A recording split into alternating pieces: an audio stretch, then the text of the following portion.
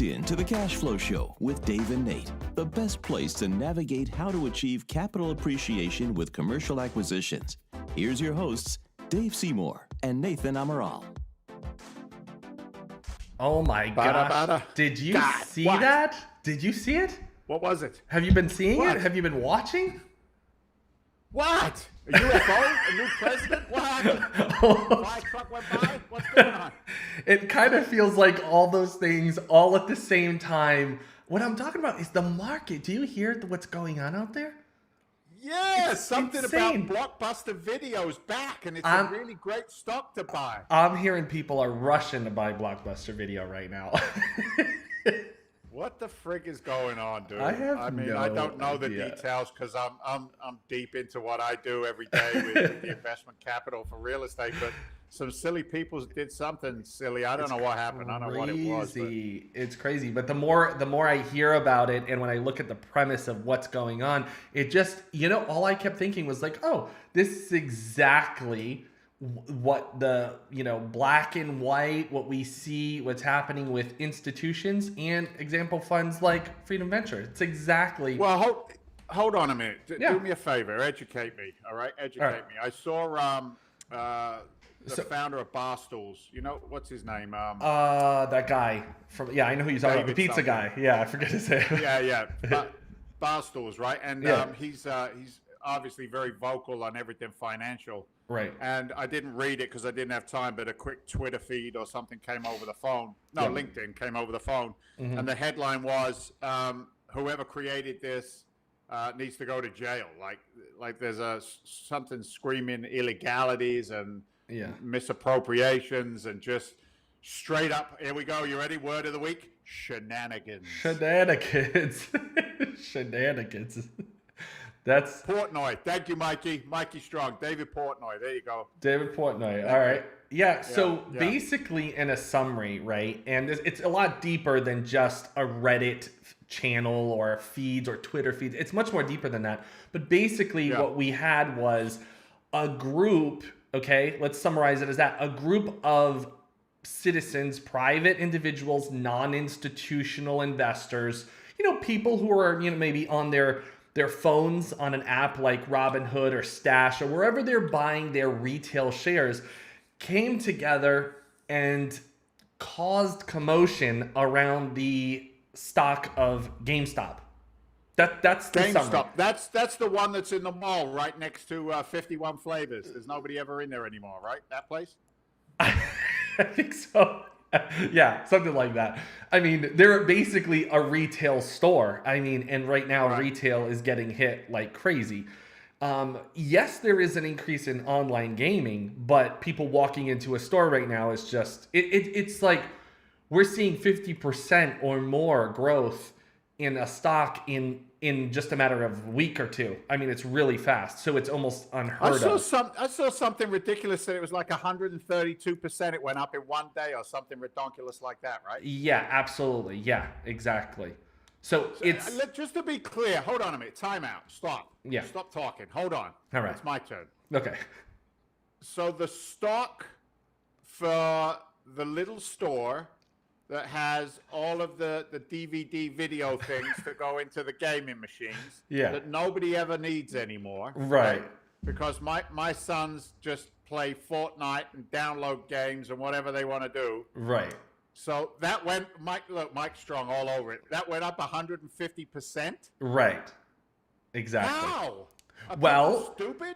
Well, no, because the reality is it's not about stupidity. This goes to show the market what happens with motivated people with the power in the masses. That's what it is. The power, like people, the phone is the powerful force. Right now, people have, let's call it power to the people, right? It's where people now are in control of their, Solidarity. Okay. It's where to the people... Black Panther Party. What are you you doing? This is where people now have the power. Now, I had said this in previous episodes. This is where we look back into the Jobs Act that Obama signed back in 2016, right, which gave more people, the institutions had more of the power. Now people have this power, right? So what this has done is given them the control to influence the market like never before. Wow. So wow. Guess what happened? So what? It went in the wrong way, right? It went to shit or whatever. Well, shite. No, it hasn't gone to shite. What happened was the people created the demand, right? So they created the demand, and all of a sudden the market, in this case, in one particular stock, shoots up, right? It shoots up, and then there's a bunch of people who are shorting this same stock, okay? Now, what really causes the stir in the market is the fact that, people are concerned that people are going to get burnt. So, for example, Robinhood said, hold on, everybody. Let's not go anywhere. Let's not let these, beginner investors make a really bad decision. Right. Robinhood has already been under the limelight with this when there was a boy last year, I believe it was in 2019, committed suicide because he was option trading in Robinhood, and when he from one day to the other saw his options go the other way, he was negative over $700,000. The boy committed suicide because of what he saw.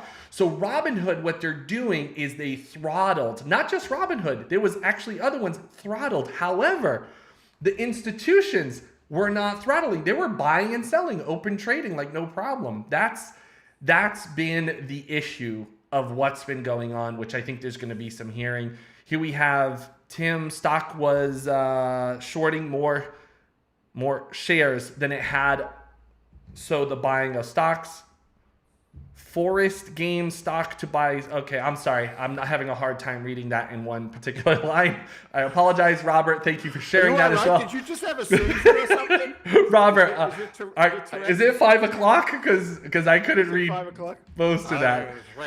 But here's what Mike's saying. Reddit crew figured out that a hedge fund was going to short GameStop. So the Reddit group bought like crazy to drive the price up, costing the hedge fund to lose about $2.5 billion. All of a sudden, Robinhood shut down yesterday. Protect the hedge fund. You should buy, not sell. This goes back to the little guy was making the money, right?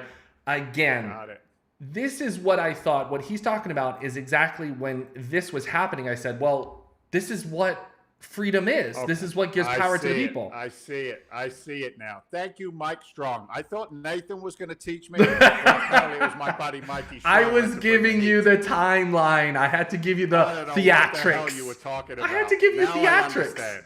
I had to give you theatrics first. Okay. So the comparable or the parallel with what we do in the real estate marketplace, I get it now. Yeah. So institutional quality, large commercial investments historically have only ever been for Wall Street, right?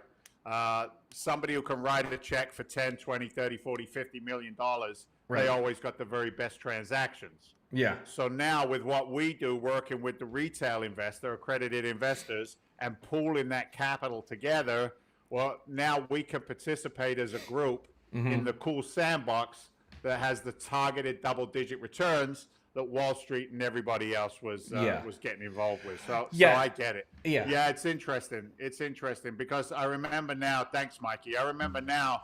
That Wall Street had shorted the hell out of that stock, and now it's almost like the it's almost like the revolution. Everybody gets together and makes a revolutionary move to overthrow the Queen of England, right? And the stock market and destroy their strategy. Yeah, interesting, man. And what do you say? And then everybody circled the wagons and stopped all trading on it, so Wall Street didn't get beat anymore. Yeah, well, it was kind of interesting. I think Robinhood, and the CEO came out and made a statement earlier in the morning. Yeah, he did it out of protection of the user. Okay, now this wasn't everybody, but that was just Robinhood because they're going back to what happened last year. So they were just trying to protect them now, but because there's other platforms, of course. There's other platforms. Sure. Robinhood's not the only platform.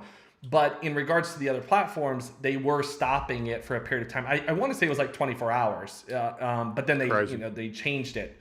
It's just because right now the market is very volatile. It's up and down, but it's a great segue into what Freedom Venture does, because not only market volatility, but also insecurity in this kind of investment. So that's what it's all about.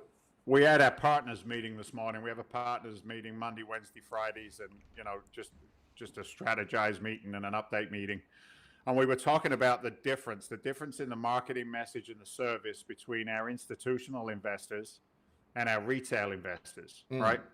And I made a comment to Eric, I think it was this morning, and I said, I'm not in a position where I am asking for money for a retail investor.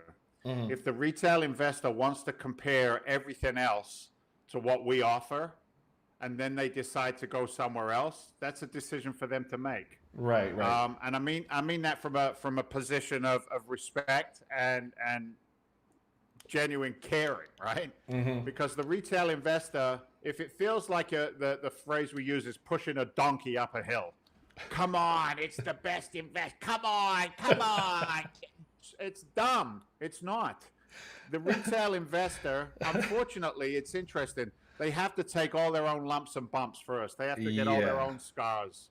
Right. The intelligent, the mature retail investor turns around and looks at a company like ours and says, well, they've already figured it out. They've already, gone through the correction of 2008, gone through 1986. They've already gone through the development boom. They've gone through all of the cycles of real estate. And the intelligent investor looks at it and says, yep, that makes sense. I'm going to go in that direction. So, it's the messaging needs to be specifically different for the retail investor. Because for the retail investor, what we do is we build wealth. We build wealth and we reduce risk. I'm going to say that again. We build wealth and we reduce risk. And what that does is that puts that accredited retail investor in a confident position. Because when they have confidence, they make decisions rather than just, sitting on the sidelines with dry powder, as we call it, waiting for an opportunity that 9 times out of 10, Nathan, has already passed them by and they didn't even realize it. You know what I mean? Yeah. So, you compare that message to, I'll give you a classic example. February, third week of February. Okay. Meeting down in Orlando with some institutional capital. It's a company that's considering getting incredibly aligned and ingrained with us at Freedom Venture to be able to bring some larger capital to the table. And for them, there's no, the message is so different. The message is simply this. We've been doing it for 25 years. We have every intention of doing it for another 25 years. Here's the proven track record. Here's the business model. Here's the underwriting. Here's the team. Here's the construction vertical. Here's the management vertical. Here's the property management vertical. Write me a check. And, we're going to come down and we're going to walk 2 properties that we now have in contract. One we're closing on next month. And it's like the strings that need to be pulled for the deal to make sense are totally different at the institutional level. Whereas the retail investor, still wants to know that, look, we've got everybody's back, but the retail investor's like, are you like me? That's what they want to know, right? Are we the same people? And, my background, it's similar to yours, right? You come from a background where, first rule of investing is don't lose the money, right? Second rule of investing is refer back to the first rule of investing. So it's interesting that they've got that power today. The retail world has that power that they very rarely have, but it's technology that allows that to happen. Exactly, and I think it's long overdue. I think we're seeing in the next, in the years to come, we're seeing financial literacy increase because people have the power in their hands. Most of the time, years ago, people would have to go study this either in school to get a degree in it, or, they would have to take a lot of self-education. But now there's more power and application at the same time because people are doing it right from their mobile phones. That's the difference. That's the change look, that's happening. My generation, 28 years to long ago. 38 years. That generation's long ago. That generation. My generation, the guys that still, guys that still in classes. But my generation, we just all was sold a really shitty plan, and the plan was, trade the time for money, 401ks, company retirement plans are where it's at. You're going to be okay, and they just straight up freaking lied at the end of the day, right? So you've got this 50 to 60-year-old generation in America.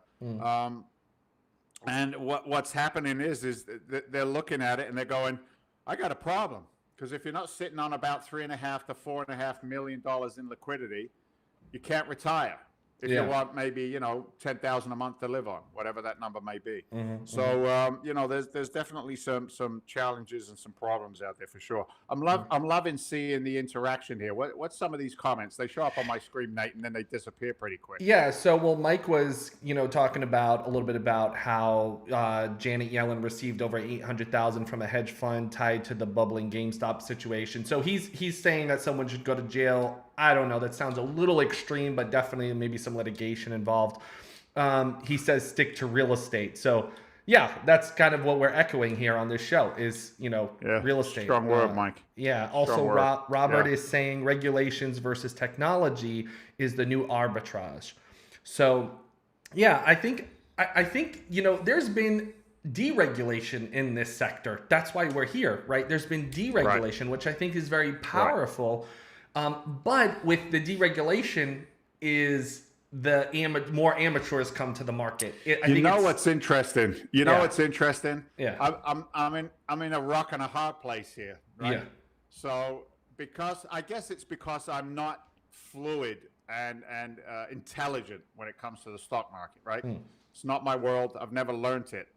So because I don't know it, my inner voice is screaming, regulate the crap out of it. Make sure everybody's safe, right? Right. But now on the real estate side, where I'm an expert, where I'm proficient, where I know a great deal when I see one, my inner voice is screaming, deregulation, raising money, deregulate that. Right. Let's get as much money in real estate as we can. Isn't that interesting? Yeah. It's like what I know versus what I don't know. And the rules don't apply equal. Well, funny. I think that's a good point to what you're bringing up, because the same sentiment that you feel towards deregulation in real estate is already what's happening in the stock world, right? Stocks, bonds, mutual funds. Right. And that needs to happen more, even on the real estate world, except there needs to be this, I think there's going to be a knowledge gap, but I don't think it's going to be that big. I really don't. I think I have a lady, Nathan, right now. I have a Nathan. I have a Nathan. I have a lady right now. Yeah. And she is approximately $20,000 shy of accredited investor status. Right? Okay. She's sitting on approximately $325,000 in investable capital. Okay. Which is currently, she's too scared to put it into the stock market, etc. Right. And her yield on that money somewhere around 4.5%, 5% was the last conversation we had with her. Okay. And my targeted returns are 10 to 14, 10 to 12%, depending whether it's in the fund, or whether it's on a syndicated asset. And the regulation that is in place, which keeps her out of my investments. Perfect example. Yeah. I can help this lady. I can absolutely, put velocity, like rocket freaking fuel behind her money. Yeah. And yet, because of the regulations, I can't legally do it. That, my friend, is freaking frustrating. I completely agree with you. That's why I keep applauding the Jobs Act that Obama signed years ago, because if that never got signed, Freedom Venture probably wouldn't be on this show talking to the, right? No. So now we're looking at another level of deregulation. When is that going to happen? How is it going to happen? It needs to happen at some point.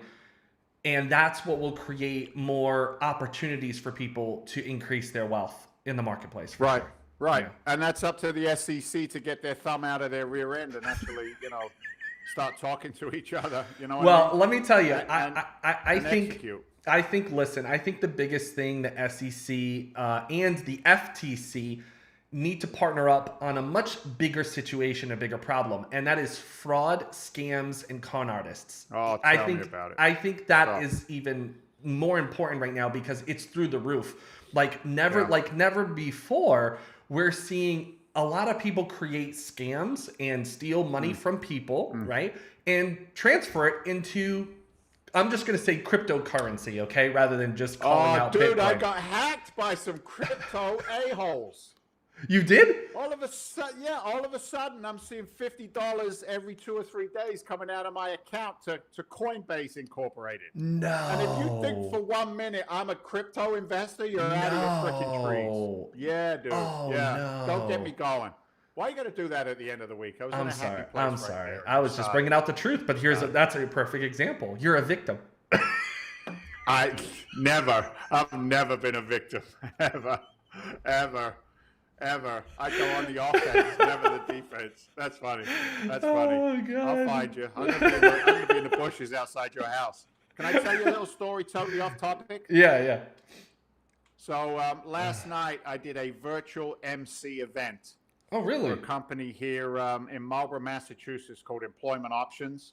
Okay. Employment Options supplies services and like a clubhouse environment. A family environment for people transitioning with mental illnesses, addiction. They've got like a full restaurant where they teach catering skills and they get people back into the community. And as you know, I'm sober. I just picked up a 30-year medallion. Actually 31 years. Yeah. So I'm up there, and the whole thing was a live auction and a donation. Oh, nice! And we went for an hour, and they had the full professional team there. Yeah, and it was streaming live. Really? And they had and it was going backwards and forwards between recorded testimonials of folks who had helped. Okay. And their goal was to raise $25,000 in an hour. We did $32,000. Of course. How you doing? I knew that was going to happen. Oh, dude, it was so good. I had so much fun there. That's awesome. Really, I did. That's great. It was a good time last I could night. actually see you. Options. I could see you doing that, an auctioneer on multiple levels. We got to get you over at Christie's.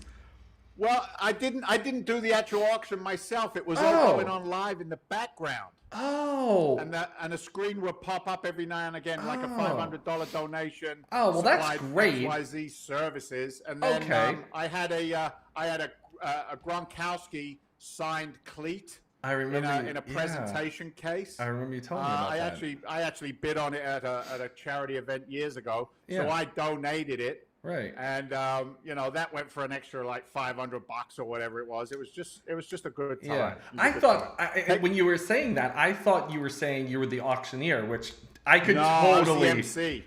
I was the MC, baby. You could totally. Yeah. I'll tell you. I'm going to submit a request for Christie's. I'd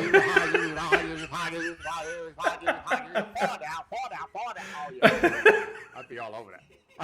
I'd buy half a dozen heifers. That's what I'd do. I bought some cows. I thought I was buying jewelry. I guess I got some sheep or something. Oh, goodness. All right, let's we look at us jabbering away. Yeah. What do you want to do? Deal of the week or welcome newbies? I mean, what do you want to do? Well, we're already 25 minutes into the show. We are. And we've had a lot of chatter, but if you're new here, let us know. We'd like to say hello to you. The Cash Flow Show with Dave Seymour, Nathan Amaral. We are here to show you cash flowing opportunities, specifically, if you haven't been noticed yet, in real estate. That's this is all about. So with that in mind, we're going to show you a deal right now that is in Fort Myers, Naples. Fort Myers, Naples. So this is a sweet little deal. Okay. We put out 7 LOIs last week on apartment complexes throughout the Gulf Coast region of Florida, where we do our investing. That's where we do all our hunting and picking. Mm-hmm. We have over 25 years of experience down there, so we get what are called pocket listings. This particular property came through a probate scenario, came from an attorney to us. So here's the deal with this one. This is pretty much a B plus A minus property. It's a little bit outside our buy box for the fund. However, I think we will put this one in the fund just because it's such a sweet deal. It's a bonus deal, if you will, to our fund investors. So this is a representation of what we call Core Plus. Now, for those of you who don't understand this word, core means cash flow. So we're buying cash flow. Cash flow is going to be king over the next 3 to 7 years, if not sooner.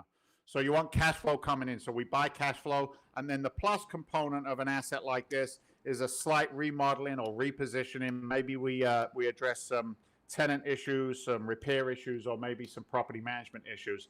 This has very few challenges, but because it is a probate deal, there is a very high motivation for the folks to sell. So it's located in Fort Myers, Naples area. It's built in 2010.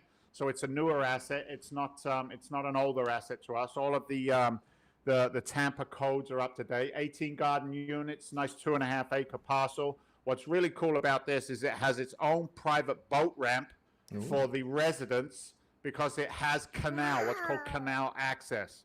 So from the canal, you can get into a river access, and a river access actually takes you out into the Gulf of Mexico. So it's a beautiful property. Walking distance of downtown area, provides attractive blend of shops and restaurants.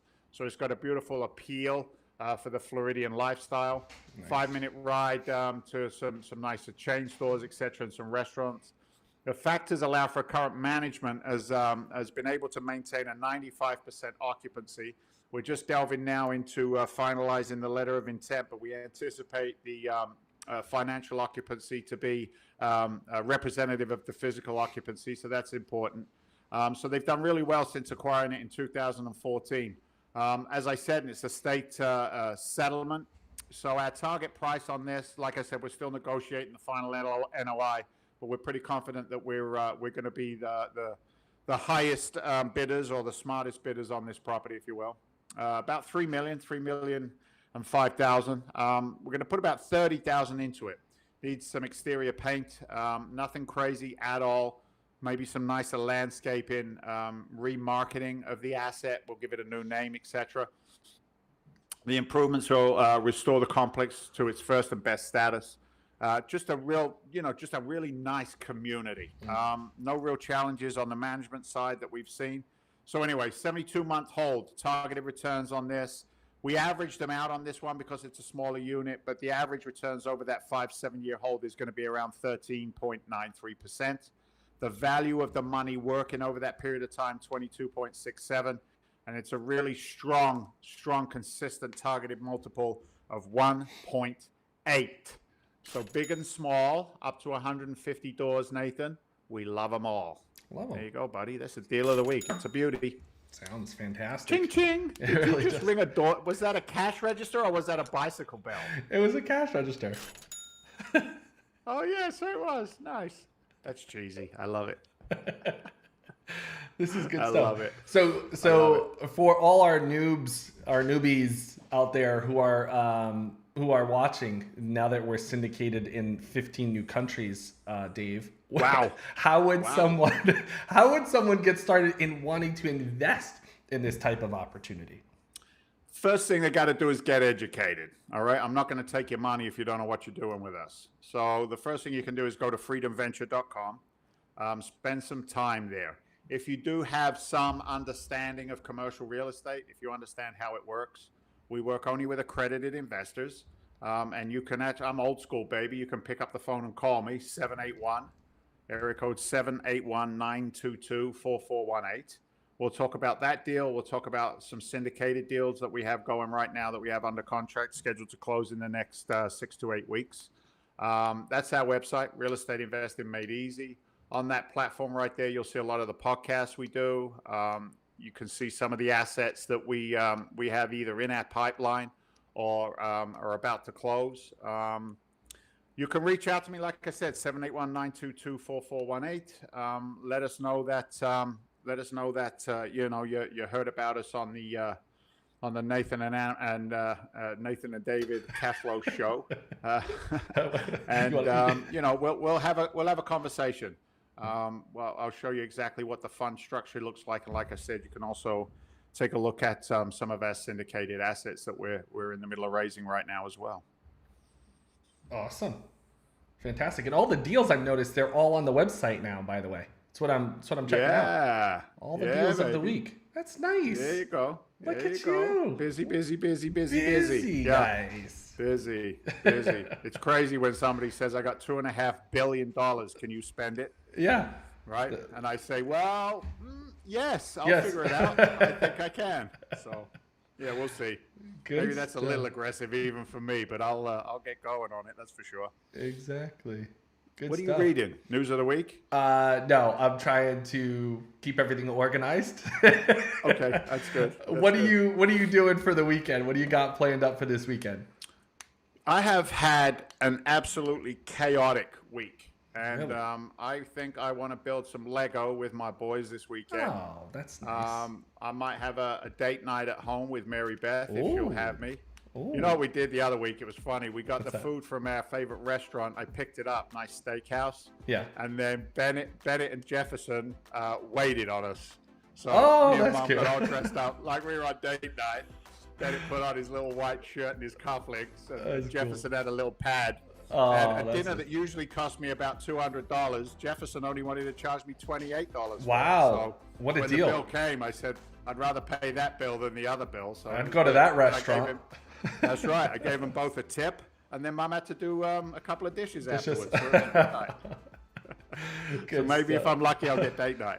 Maybe what about you? What are you doing? You're going to go boating in the ocean. You're going to sunbathe on the Portuguese coast. What are you doing out there? Actually, no. We're right now we're under this unique lockdown, so actually everything closes here at 3 p.m. But tomorrow I have a meeting with my business partners. We're going to evaluate our phase 2 of our project.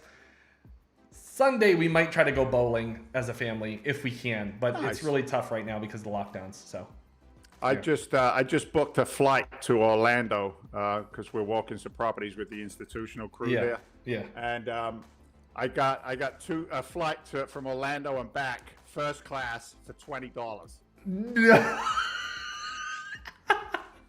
What? That's crazy.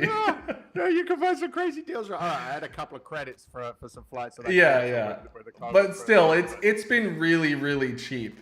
I mean, the flights right now are just really cheap. That's what's been happening these days. Oh, look at Paul Simon. Get the Lego roller coaster. It's the best. Paul, I'm in the middle of doing the Coliseum right now. Yeah, baby. Nice. Baby. That roller coaster looks good though, Paul. I'll put that on my to-do list. Nice. I appreciate it. Thanks everybody for joining in to the Cash Flow Show, the place to educate yourself and learn more and get invested into commercial real estate cash flow opportunities.